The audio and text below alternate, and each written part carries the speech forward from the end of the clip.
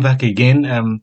So we are continuing with our series on object detection, on classification and segmentation. Our new computer vision series. So we'll be continuing the project we did last week. Last week we used TensorFlow to carry out um, image classification, but we used the TensorFlow framework. So if you've not seen that, it's very important to see that because we did a thorough introduction to image classification and TensorFlow.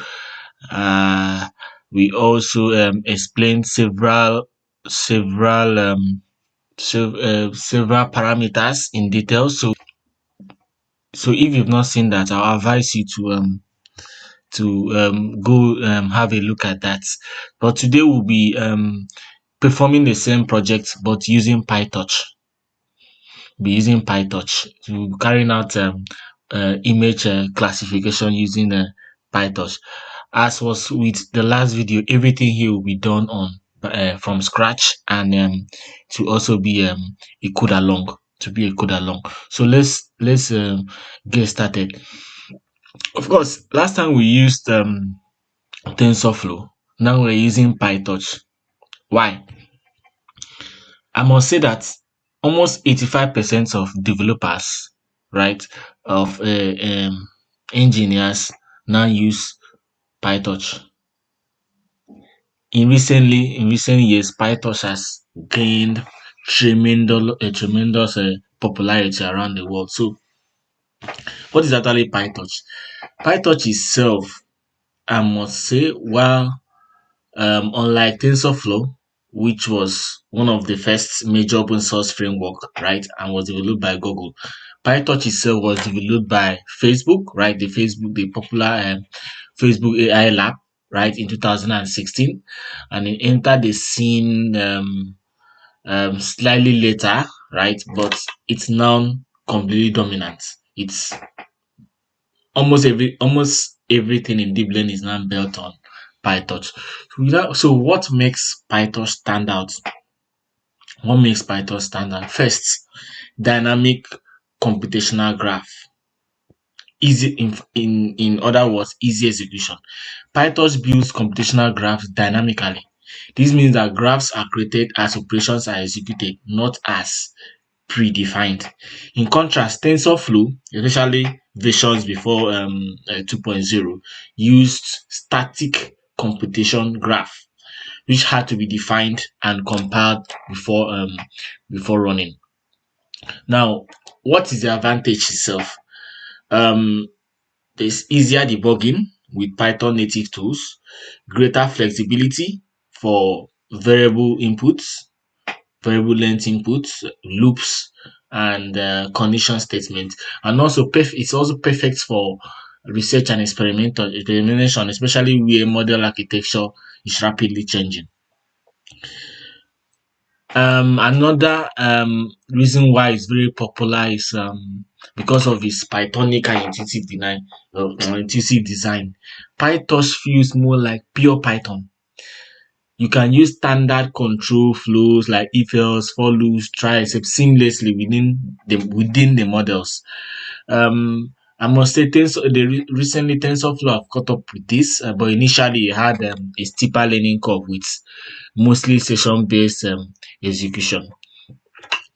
Third, strong support for research and innovation. Most academic papers, as I said, now use PyTorch because it allows for quick model iteration.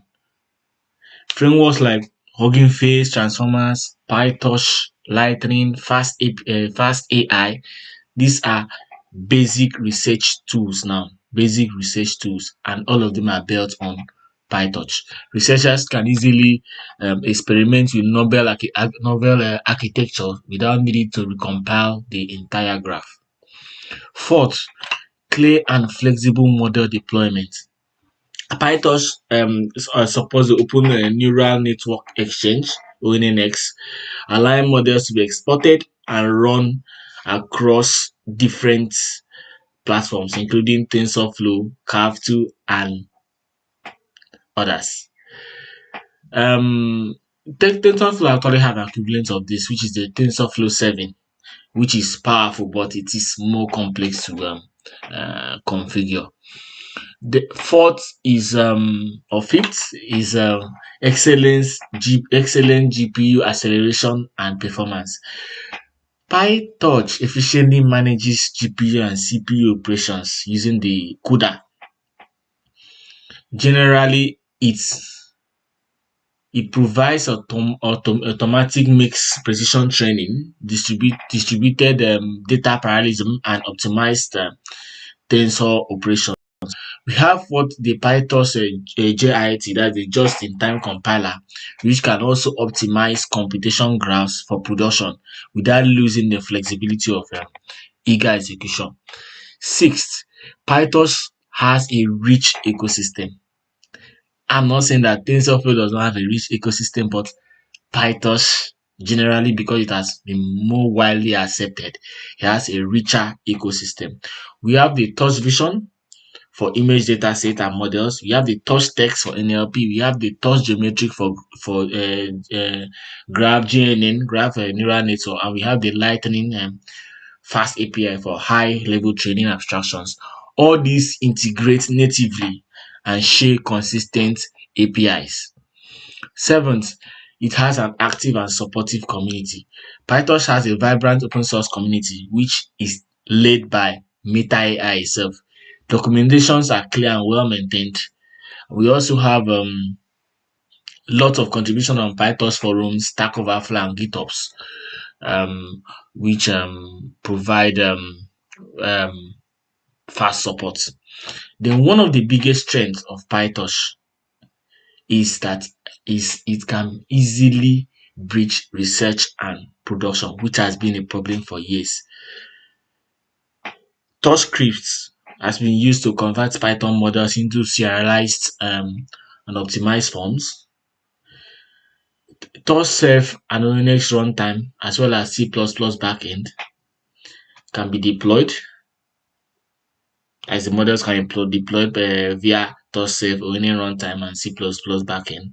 Then um, it easily integrates with mobile and embedded system, like we have the PyTorch mobile. So generally, I would say that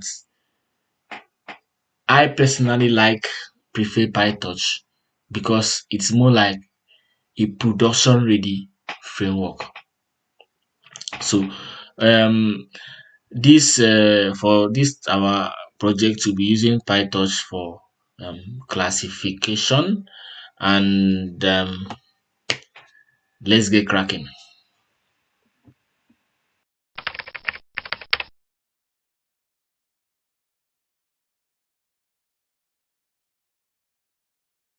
The previous projects we were making use of the Google Colab, making use of the Google Colab and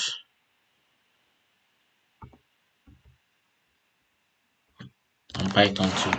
So it will be a code along again. So let's start. First of all, we are going to import the necessary libraries. Import the necessary libraries. So all right, so these are the basic library. Of course, the paths to help us get the path to the data. All right. Though these are basically helpers, the OA, the time, and the copy. Then, of course, this is the PyTorch itself. As we get to, as we are using these libraries, I will explain what they are used for. Similarly, just the way it was done in the TensorFlow tutorial. So, okay. I think first of all, let me mount my drive.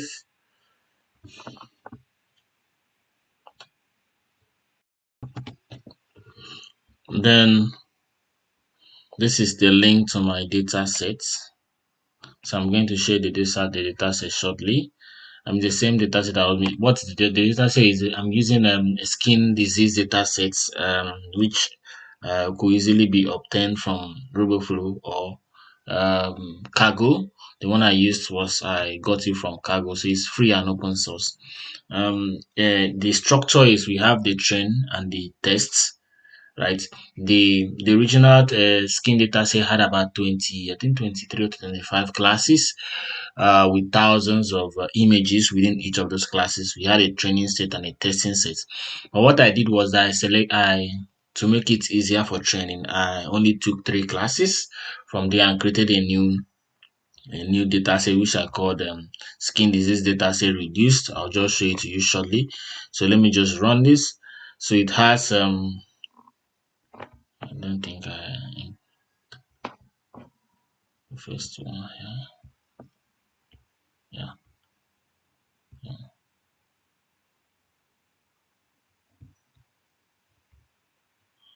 All right, so let me just show you the.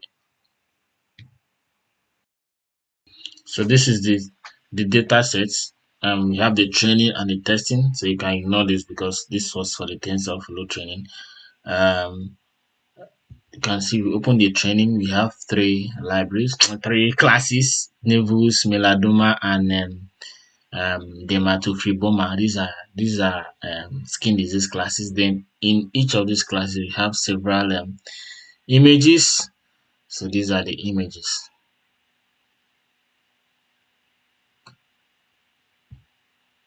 All right.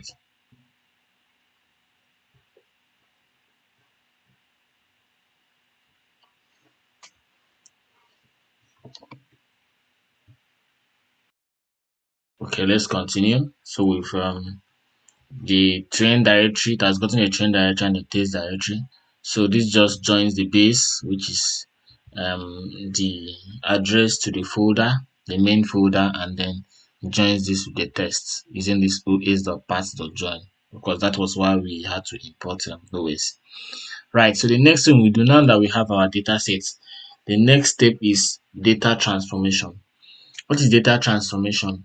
Of course, we some there are our data, the way we get our data, and we problems with our data. First, the size may be different sizes, which um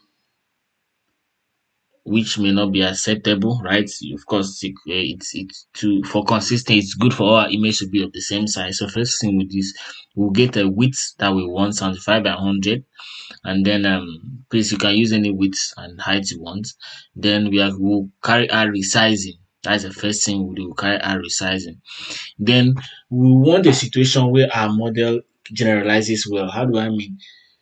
You may want to show this to your it's a disease, skin disease is here. You want to show it to your device which was built using this model. Another person has that same skin disease and decide to show it like this. So you want the situation all like this or like this. So you want a situation where it generalizes well. That's why we are doing some of this transformation, like the rotation, the cropping, resizing crop in case you have just some parts of the image. Then we have the random flip, which flips horizontally, right? And then we have the random affine, right, which carry out shear and shifting. Then of course we should also change it to tensor. Why are we changing it to tensor? We're changing it to tensor because our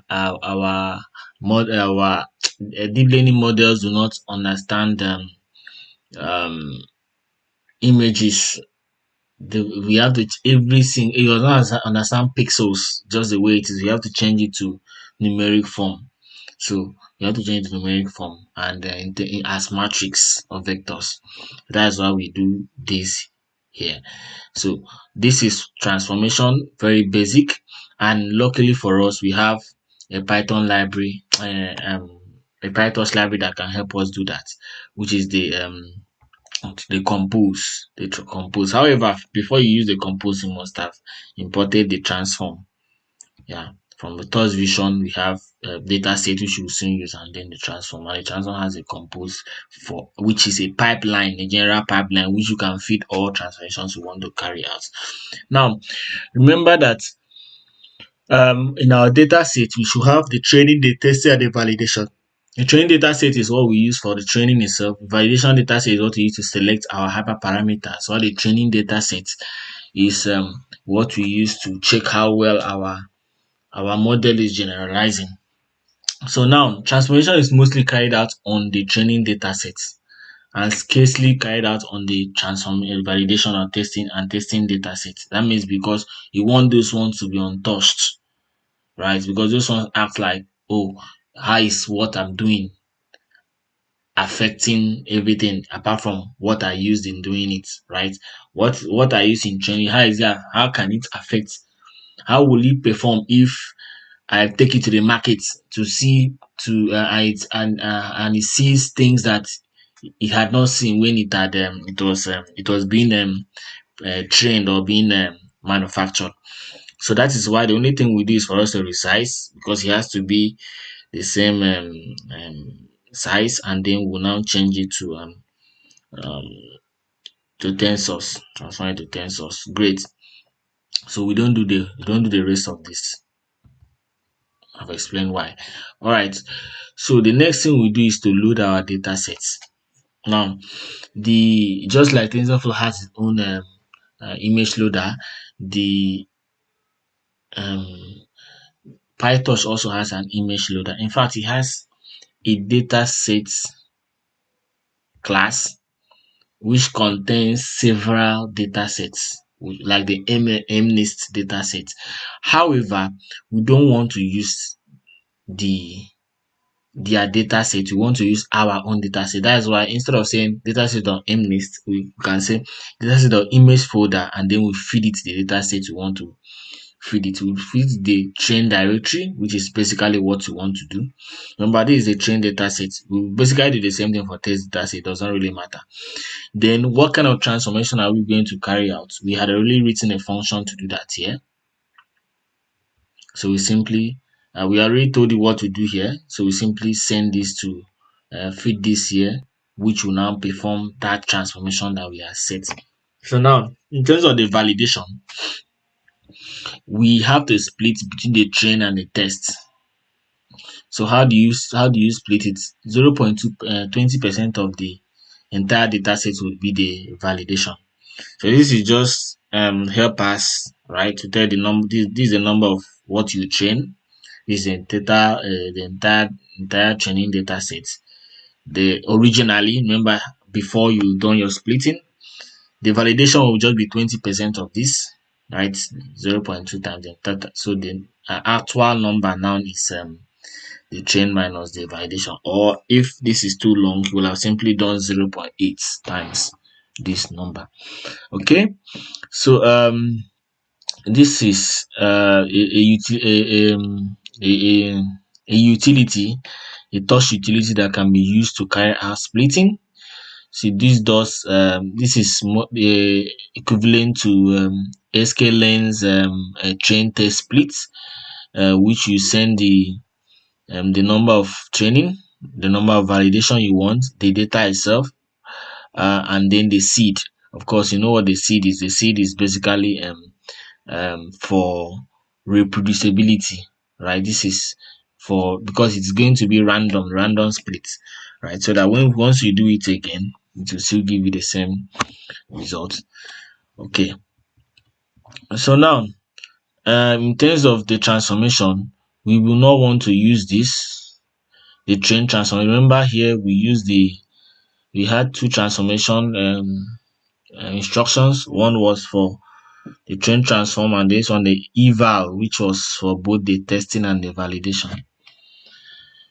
So we are going to replace this, and rather than use train transform, we'll use the eval transform.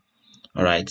Then of course we load the test data sets, and we now use the eval transform for the test data sets. This is now the data loader. After we've gotten the data sets and done our transformation, we now instruct the instruction our algorithm how it's going to load it. Now, because of computational resource, it is not wise to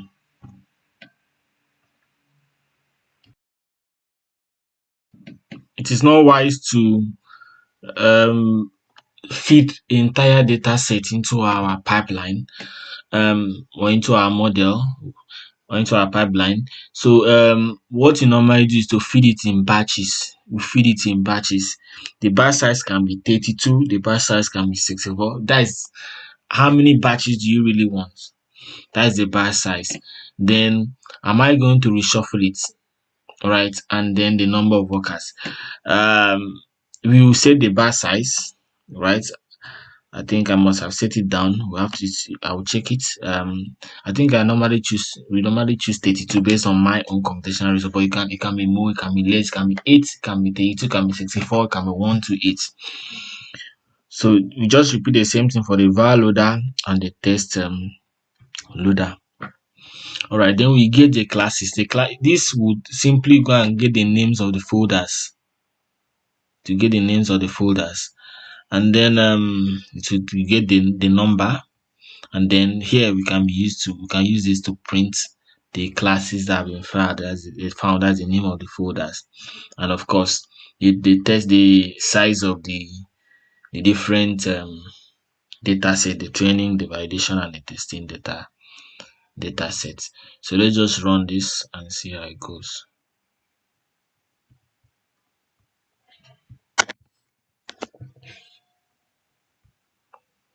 I think there will be a problem here because of the batch size.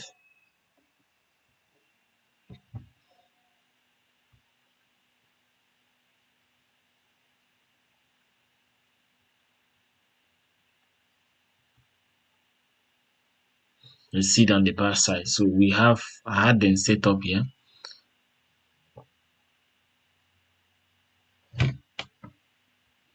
So we have the seed as 42, the batch size 31. What is the number of epochs? Epochs is the number of times I want to I want to iterate, right? When I'm learning, how many times do I want to go over a data set? Please, I just use one here. Sometimes you can use 20, sometimes you can use 10. That means it learns the first time, go back, learns again, go back, learns again. However, I use one because of just for this our tutorial is not going to do any descent training, but at least just for the speed and to keep the tutorial short, because sometimes it can be lengthy. And then the learning rate is how well does it learn, the number of workers, and then the device. We can use this is the beauty of Pytorch. We have CUDA, which helps speed up which supports in terms of infrastructure, modeling infrastructure. That is if it's available. Otherwise, it resorts back to using your CPU. So I don't think I have CUDA on this particular device, so we may end up using a CPU. So let me run this. Once I go back here, I've now set everything that is needed here. So this should now work. Great. Now we will now go to the main part of our tutorial, which is the CNN algorithm itself. Right, so let's look at the architecture.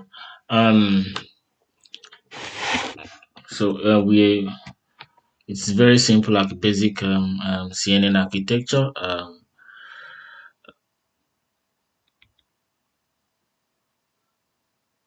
This is it. All right.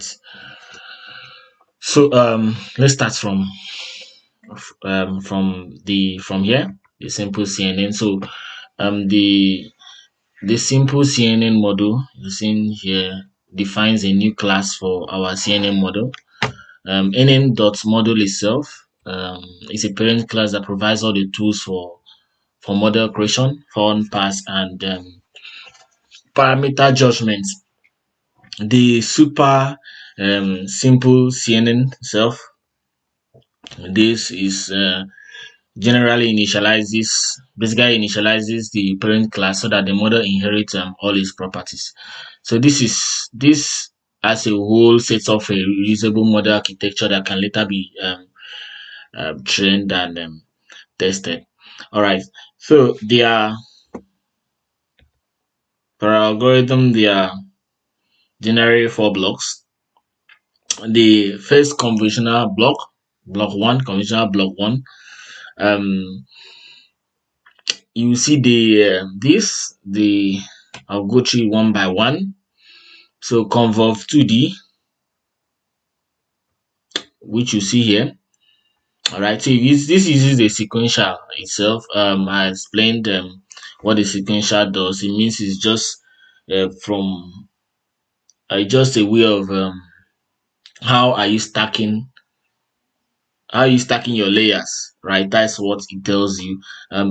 What the sequential means is that it's not branching, it's just from one layer straight to another layer, straight to another layer in just a horizontal form like this. There's no branching to different layers. So that's what the sequential does.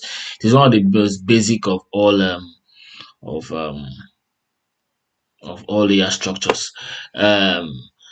And it works, it just works. So the convolve 2D, right? So what it does is that it applies a 2D convolution with 3D input channels. That's why you are seeing um the three there, right? The three input channels and the 32 output channel, which itself is a feature map. Okay, so why is this necessary? This layer extracts some low-level features such as edges, the colors, and the gradients from the image. We should also have the padding which ensures that the spatial dimension remains the same even after convolution. Then the kernel size itself is a common choice that captures small patterns efficiently. Remember that when we are going to our image, it's not right to use the whole feature map. So what we do is that we get small kernels. What is like kernels? Kernels is like a small box that you put in a larger box. So it focuses attention on that small box within the larger box. So this itself is the size of the kernel. So it will be a 3 by 3. Okay. So then we now go down here to the bash norm. So what the bash norm 2D32 does is it normalizes the output of the convolutional layer to make training faster and more stable. Um, it also reduces the internal covariance shifts by keeping the mean and the variance consistent during training. Then the ReLU here, what the ReLU does is just to introduce non-linearity. ReLU itself, the full meaning of ReLU is rectify linear units. So how it works is that it sets all negative values to 0, right? It just sets all negative values to 0 so that it does not go beyond, right? And it's just there to help our network to learn more complex patterns. The max pool here, what it does is that it performs downsampling by taking the maximum value of um each 2 by 2 windows, right? That's why you're seeing 2 here. It takes the maximum value of each 2 by 2 window, reduces the spatial dimension by half, right? That's um um um I don't know if you break down the whole feature into 2 by 2 windows. That way you've you've reduced the spatial dimension by half, making it easier to process, right? And also helps you zoom on the dominant features. All right.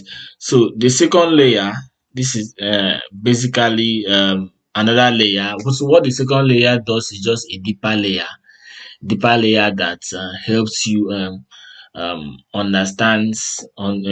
gain better understanding of the image that you're observing. So what it does generally, because it's the this what these terms, this is basically the same thing as what we had earlier. So this layer, what the layer does, it takes the two feature maps from the first block, right, and produces 64 new feature maps. These layers then learn more abstract and complex features, and then of course this this pooling divides it again by 2. The first time it had halved it, so we now half it again to give it more detailed um, it allows you to zooms in for you to carry out learning in more detailed learning. So the top block is basically is also the same thing too. So it just deeper layer detects more abstract patterns, more things on the skin and so on and so forth, as well as the fourth layer, which just captures high level features. Nearly all object patterns must have been captured. So at this point, the image must have been transformed into a compressed representation that retains only important details and discards those that are not very detailed. All right. So here you see here we'll have the adaptive pooling. After with the block here, we'll now have the adaptive pooling. We have any the adaptive average pooling to this. So what happens here is what this does is that it ensures that the output feature mass becomes 4 by 4, right? Whatever it does, regardless of the original input size, it becomes a 4 by 4, and then performs average pooling that computes the average of each region dynamically to fit this target size. So why is this done? It makes the network more flexible to handle different image sizes without modifying the architecture at all. All right, then we the next step is the fully connected layer, right? The fully connected layer. After adaptive pooling, we now have the fully connected layer where we have our flatten, the dropout, the linear. We know what ReLU is. All right. So what is the flatten? The flatten converts 3D features into 1D features. For example, if the original image was the original 3D feature map was 256 times by 4 by 4. Why by 4 by 4? Because of the adaptive pooling.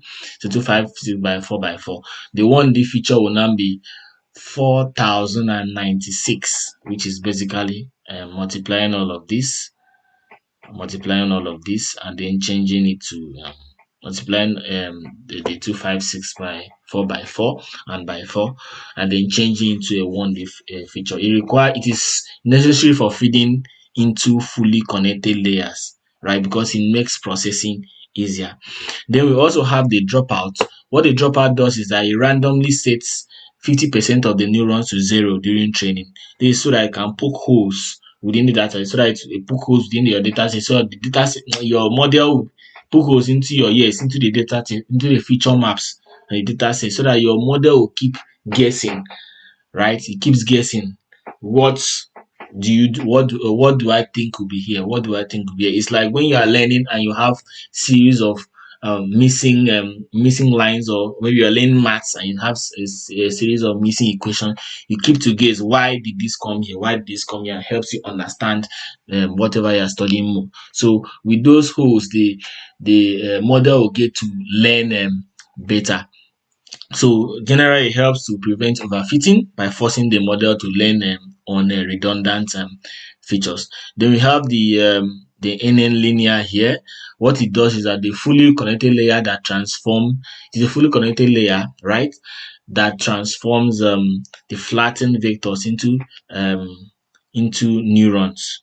So it converts the what you have flattened here into 512 neurons. It learns combination of features extracted by the CN layer. So you've gotten the features here, but how do they combine to give a particular class?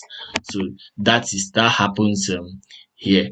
All right. So I had already explained what ReLU does. That ReLU basically has your non-linearity to allow for complex decision boundaries.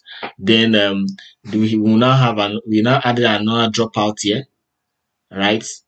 Remember, this is these are layers, right? There's another dropout here which does the same thing here, poke holes, and of course this is basically the same thing. This will be your output layer, right? Which outputs the layer mapping to the number of classes.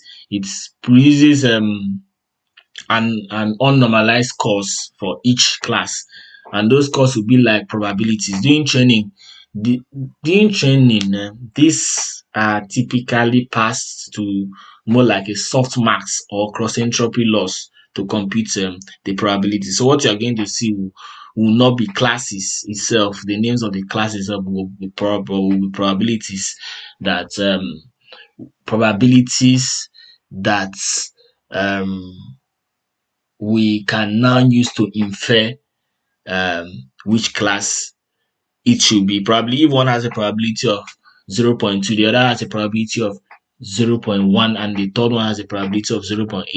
We looked at those three probabilities and know that, oh, it will be 0.8, right?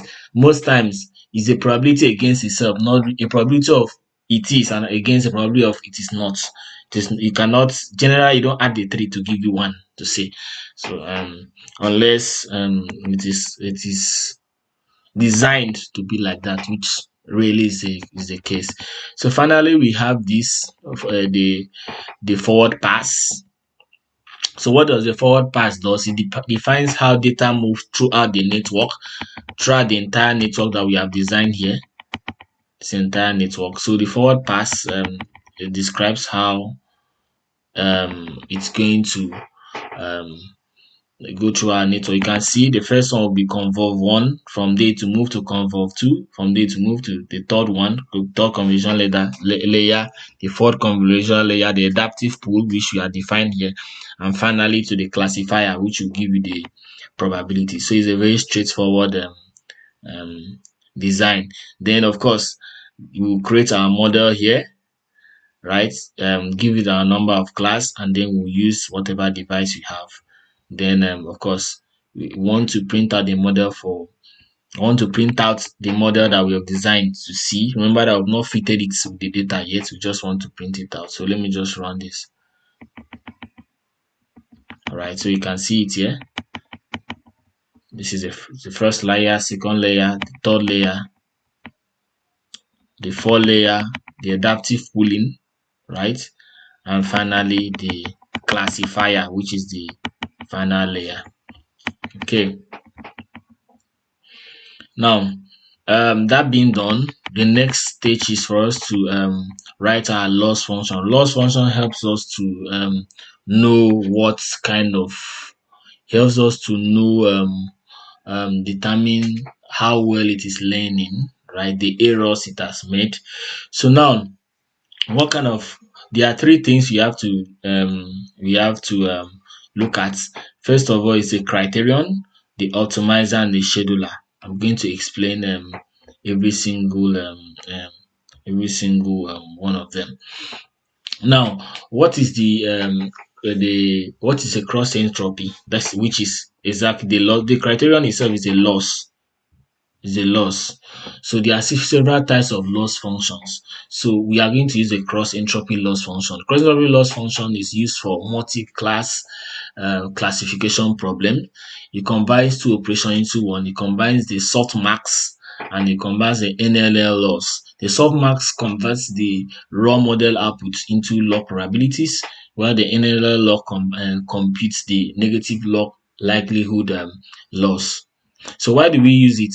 We use it because first, it measures how far the model's predictions are from the true levels, like all loss functions. It penalizes incorrect predictions more strongly than other loss functions, and it is the standard loss for generally for image classification task.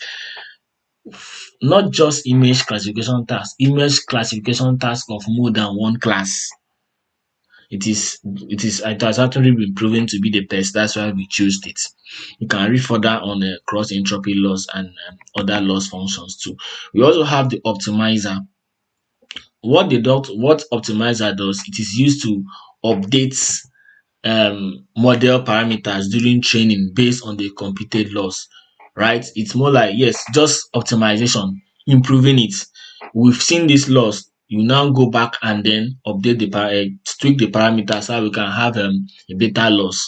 Okay, so there are several optimizers, But I think Adam is the most popular. But the other ones, I think recently we've been using meta heuristic optimizers like particle swarm optimization.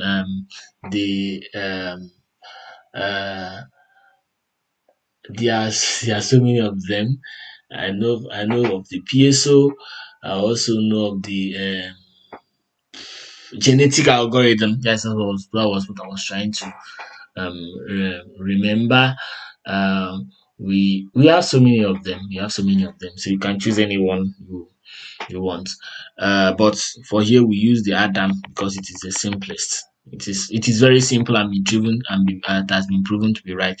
So here what we put in are the model parameters as well as the learning rates. We are really given the learning set the learning rate here. The learning rate tell you how fast, how slowly or how fast it should be learning. Tells you how slowly or how fast it should be learning based on how well your model is picking up features. You can decide to increase the learning rate. If you increase the learning rate, that means your model is doing well at picking things. But if it is not really picking learning, right? Maybe it plateaus. What do I mean by plateaus? Is it comes after each iteration learning nothing. You have to reduce the learning rate. It's more like you are giving a sum to a student, right? And it's too difficult. You have to reduce the how difficult it is so that the student can pick more things up, right? So it depends on how your model is. That's what defines how well you set the learning rate. Now we now have the scheduler. We now have the scheduler. Now the learning rate scheduler reduces it will tell you how you are going to adjust the learning rate. I've explained what the learning rate is. Tells you how do you adjust the learning rate. Um there are two things that will determine how we adjust the learning rate. One of them will be the optimizer, right? Um how well is it optimizing, then also your learning rate itself. So you give it a factor. Now what does this do as a whole? It tells you how am I going to adjust it. So this says that after 3 iterations, if there is no change in the loss function, that means it comes out with the same thing, right? I'm going to have reduced my learning rate by a factor of 5. That means I'm going to bring it down a bit so I can learn more, pick up things more. We cannot learn at that level. I reduce the level. And then if the learning rate reduces up to this, I cannot go beyond that because at a point you just know that the model has nothing to learn again.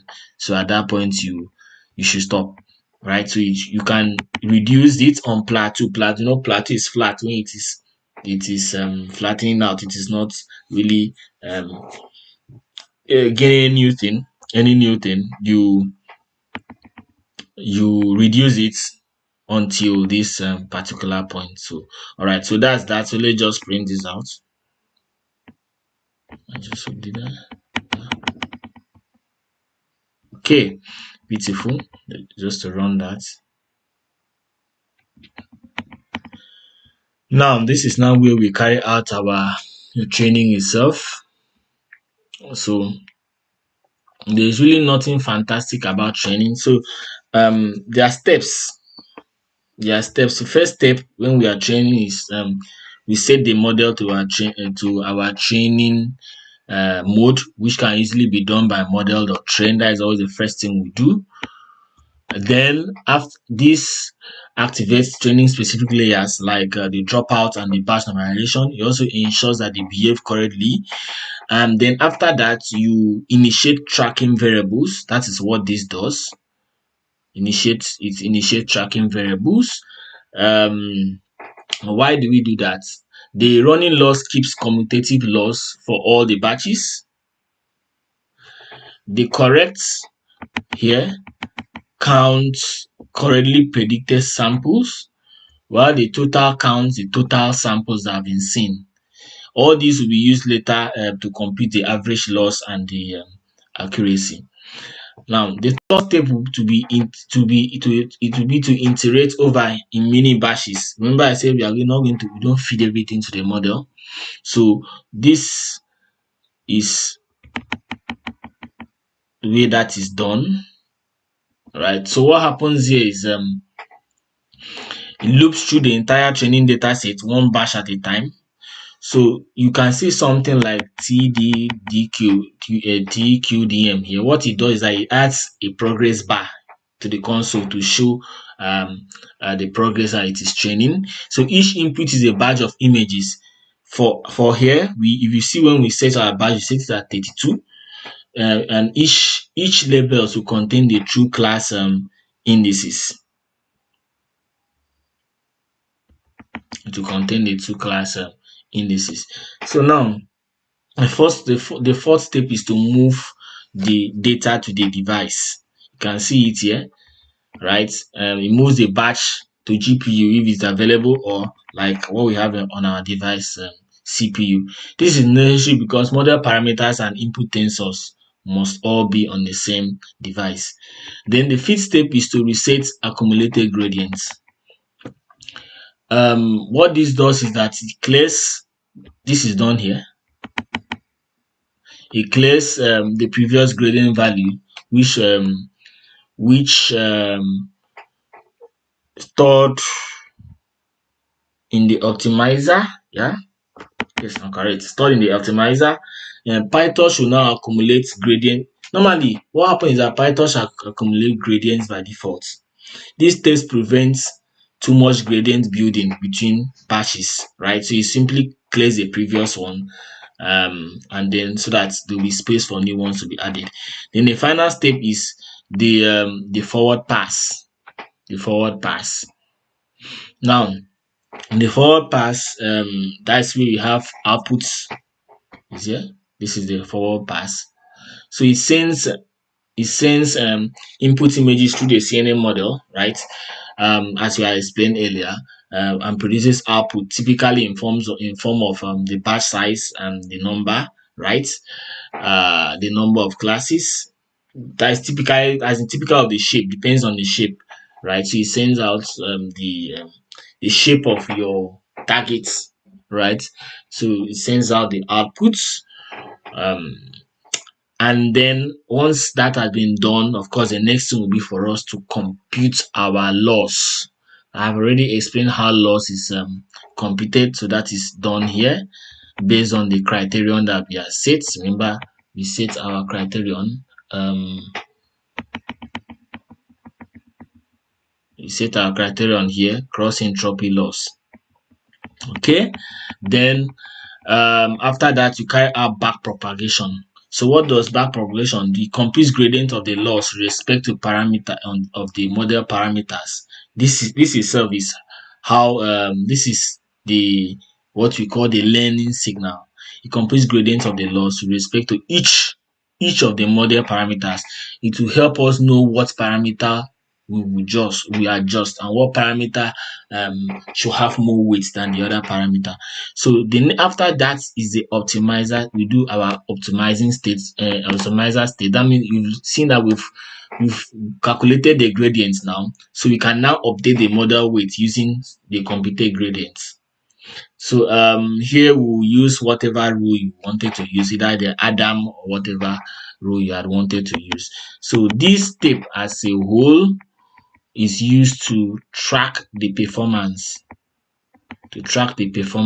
right? So what happened? The loss of item that you are seeing there gets a scalar loss for the batch, multiplied by the batch size to accumulate the total loss.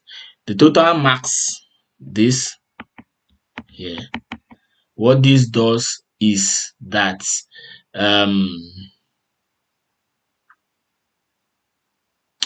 it gives the maximum value, right? And the index of the maximum value, that's the index of the predicted class, because the maximum value is going to be the right class. Remember, I said to give probabilities for the different class, so it gives you the maximum, which is basically your prediction. Then that's what this predicts. You get as this predicts here. Okay, so this is the maximum value, which we don't need it. What we actually need is a prediction in terms of class, not as a continuous variable. Then it compares the predicted against the the labels to count correct prediction. Then total that you are seeing here, right, adds up. So you can see this is where it does the comparison between the predicted and the labels. Then this total that is here adds up the number of samples processed. Finally, it computes the average. This computes the average loss as well as the accuracy. So it then returns the average training loss per sample and the training accuracy, which of course are key metrics to monitor learning process and learning progress. All right. So we also have the eval so the this is for training and this is for validation. This is um, for validation. Uh, this also does almost the same thing as what we did in our training. Uh, it's just a validation. So what it takes is just a model, the data loader, the criteria, and the device. So I'll just go through the steps because it does the first thing. The first thing is state model to evaluation mode, which it does here. Then after that, it disables the gradient computation with this, right, to save memory and to speed up computation, right. It does not do gradient calculation. Then it loops through the validation batches, which is here, right. Then it it computes the forward pass. It does the forward pass and then computes the loss, which is here, right, and compute the loss. Then finally, it's sorry, not finally, it also tracks the validation performance here, and then finally it returns the validation matrix here, exactly what it has returned here. So that's what happens in eval epoch. This is the it's a very domain level breakdown description of what happens within the conventional CNN and architecture. So I hope it's been very clear. So the next thing we do will be to train the model. So there's nothing so fantastic about this stage. What happens is we just get a deep copy of the models. You can see it here, the model weights. We set initial accuracy at 0.0. That means the accuracy is 0 at first. Then there are some things we put as history, which would use to monitor its progress. There are some things we save, which we use to monitor the progress. We save the train loss after every iteration or after every epoch. We save the training accuracy, the validation loss, and the validation accuracy. So we create a dictionary to do that.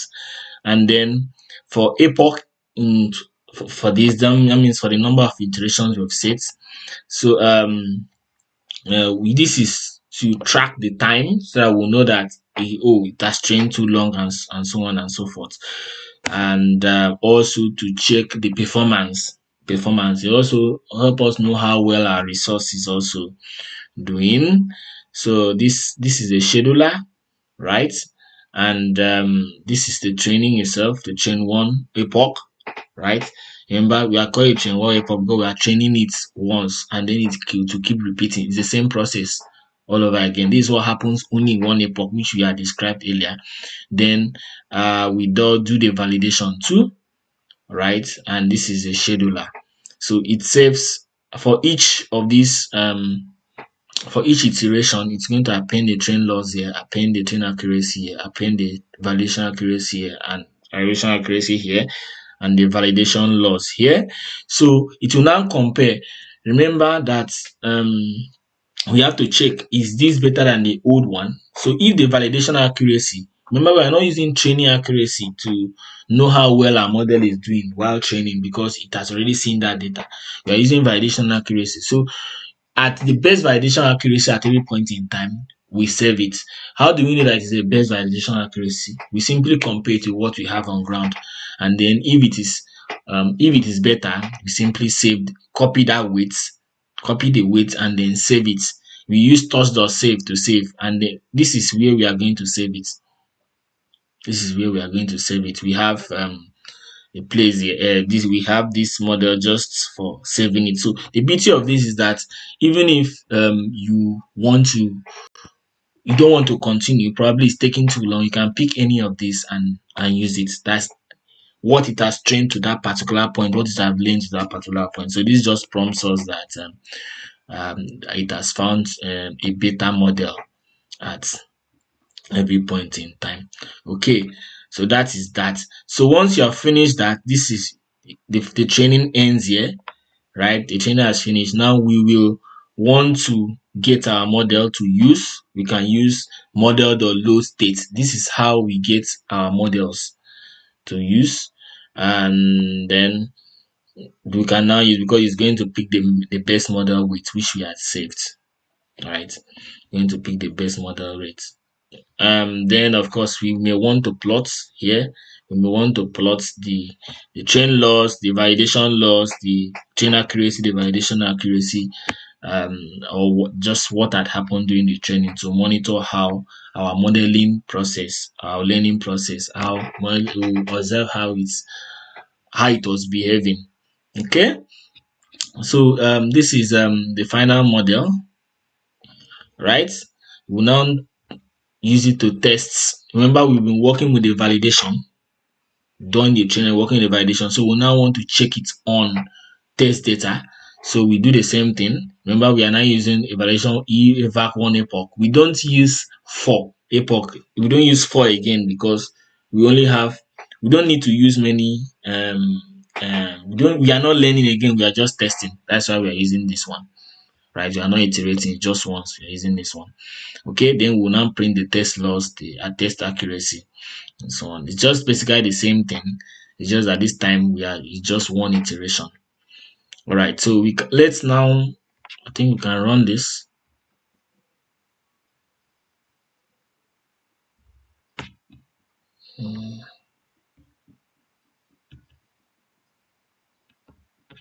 Okay, let's train this. So this is going to take some time, but it's just one epoch. So just wait for this to train, then we continue.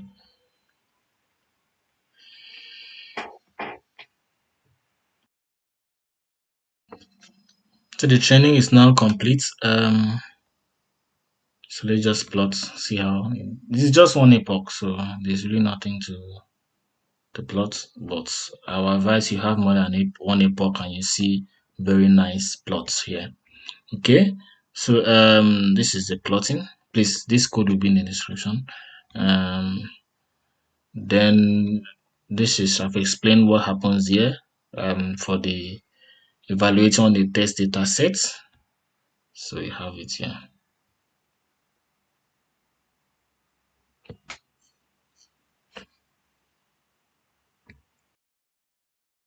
You can see the test loss and the test accuracy, which is not very great. All right, so next thing we'll do is let's make a prediction. So how do you carry out our prediction? First of all, we'll evaluate, right?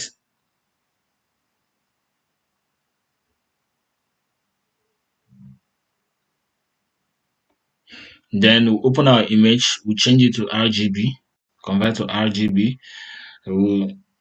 Our image part as RGB, then we'll now carry out our transformation. All right, then we have all this, we've used them before when we were doing our training, so we don't need any gradients. Then we'll look at the prediction. It's going to give you we're going to give you probabilities here. We're going to get probabilities, right? So once the x, which is this, the data has been sent here to the model, it will give you the logits, which will pass to the softmax, and gives you our prediction, which will be in probability, three probabilities in our case. So we'll get the probability index of the largest of the probabilities. That's where we have np.argmax, right? That it gives the maximum values along that axis, the maximum values for that probability, for the maximum value in that list, and then we'll compare it with the index that we are, the index class which we have created, right? The index of class, that was one of the first thing we created. We could remember up there.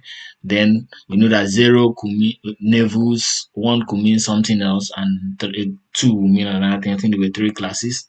Then here we will uh, get, yeah, this is this is basically what is going to return. This is basically what is going to return. To give it, to return the probability, and it will also return whatever class it is. That is the label and the confidence, or the probability, which is the label, the confidence, and the label. So this is just using that, using this predict image function for so we can now print a label. If you want to print the probability, you can also do that. So so let me I think I just did this, I give them melanoma, but let me do it so that you can see it.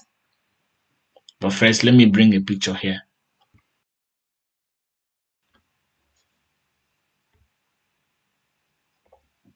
Okay, I don't think I ran this. Let me see. I hope I have everything. Okay, so let's go there again. All right, it predicts melanoma, and then we save our model, right?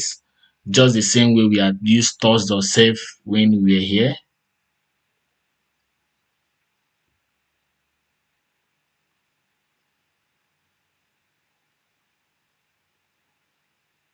So yeah,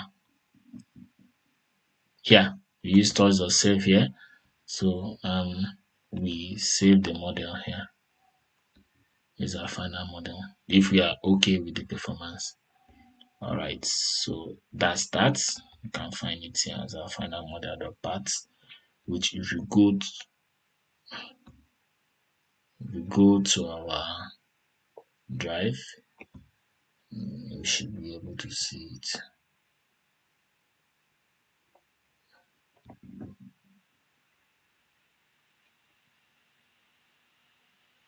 You can see it as our final model here, right? This is 1229, similar to our time here, right? So that's that. That is how we carry out. So we've carried out classification using both TensorFlow and Pytorch. It's very easy. You can see that we did it as a code along, and we started from scratch and ran through the whole process. So thank you for watching. If you have any question, don't forget to drop in the chat here.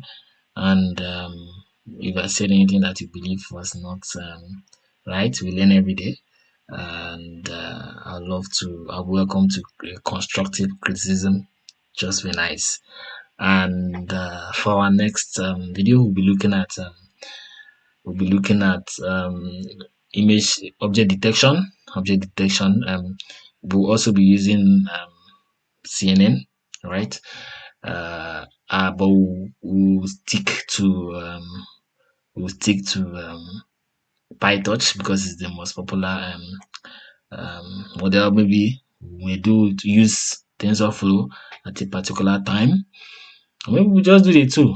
Who knows?